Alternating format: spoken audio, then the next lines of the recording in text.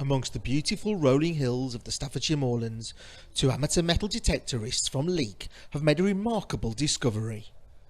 Meet Mark Hambleton and Joe Canya from Leek, lifelong friends and keen metal detectorists for more than 20 years who had almost given up the hobby before literally striking gold in Staffordshire.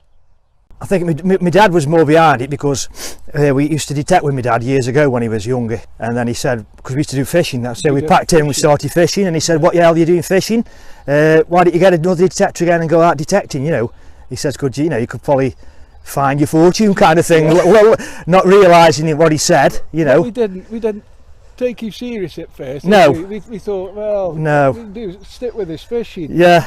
And Mark bought this detector, a new detector, like, and I thought, well, I can't have Mark doing it. So you went and bought one, didn't you? Started up again. Used to finding nothing more than tin foil, old iron and occasionally the interesting coin, in late December last year they finally found something altogether quite different.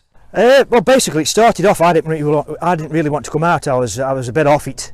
I wasn't too good, I didn't feel too good, and then I thought, well, a bit of fresh air will do me kind of like good, you know, so I don't want to let Joe down either. So I basically turned up, didn't I? Picked you up, and I said, listen mate, I don't feel too good today, and I was a win. And I said to you, well, if you don't feel very good, we'll go home, let's just not go out, you know. And I said, no, I need the fresh air, I definitely need the fresh air, you know, it'd probably do me good, I'll come round a little bit. So I got to the bottom of the field, and I was looking up the field to see where he was, and I saw him actually digging on his hands and knees. And I thought, right, okay, I'll better just wait for him down here, see what's going to happen. Turned away, and then when I turned away, the next thing I heard was a shout.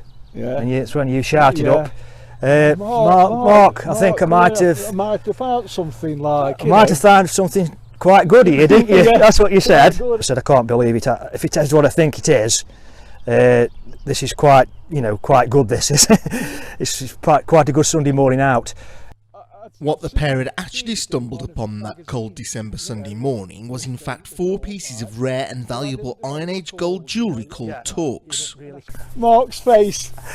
Yeah, I was quite shocked, to say the least. It had the desired effect of bringing me round a little bit from not feeling too good. I was basically shaking and my stomach was turning over, and I said, where did you get this from? Experts have advised that the torcs represent the earliest examples of Iron Age gold work found so far in the country. Stephen Dean, Staffordshire County Council's principal archaeologist, tells us more. Talking to the specialists, they seem to date to about 3rd, 4th century BC. They're quite unusual, they're quite rare.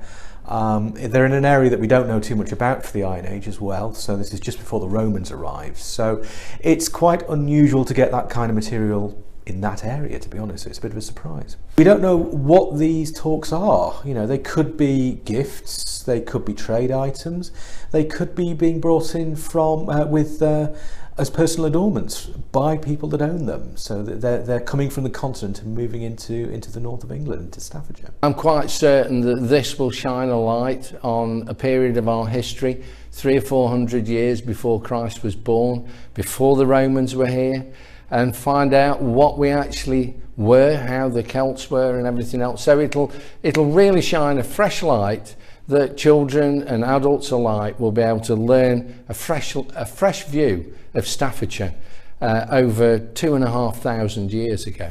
We're really excited about the find recently in Staffordshire that really tells a whole new story about the archaeological past of our county.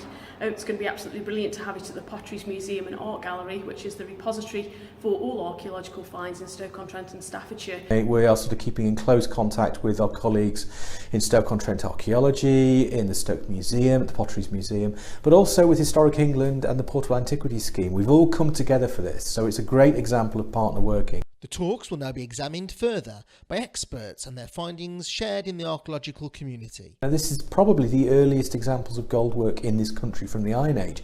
So again, it's really quite significant, and also to actually have this kind of activity of this status in this area.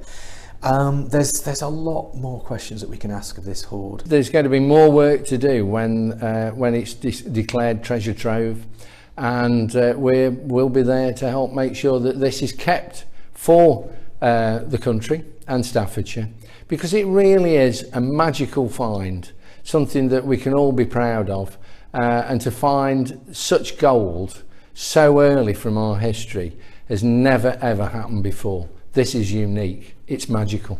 And while Mark and Joe wait to hear about the value of their find and what will happen next, will they continue with their potentially lucrative hobby of metal detecting? Oh yeah. Yes, yeah. yes, 100% we're going to carry on. You know, we've been out since a few times. We found a few pennies and a threepenny bit and a sixpence, I think, or something like that. We like the name leek Frith torcs, because leek Frith is the old name for leek. So it fits quite nice, that does. Yeah. Again, from my point of view, being local, finding it local, and hopefully, you know, putting leek on the map historically. The leek Frith torcs are eventually expected to go on public display.